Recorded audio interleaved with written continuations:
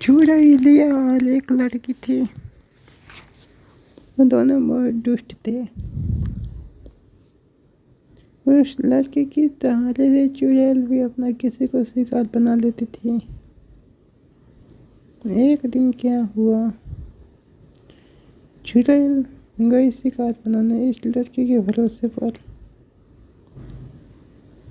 लड़की ने उसे धोखा दे दिया क्योंकि वो लड़की का भाई लगता था और दोनों में आपस में झगड़ा होने लगी कि तुमने उसे क्यों छोड़ा, तुमने उसे क्यों बचाया, मैं उसे जिंदा खा गलती। ऐसे बहुत सारी बात बोलने लगी। फिर क्या होता है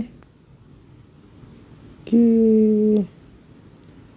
वो दोनों आपस में झगड़ा करने लगती हैं। झगड़ा करते करते करते करते करते करते करते करते करते करते झगड़ा करते करते झगड़ा करते करते बहुत देर तक बीत जाती है। फिर दोनों एक लेते हैं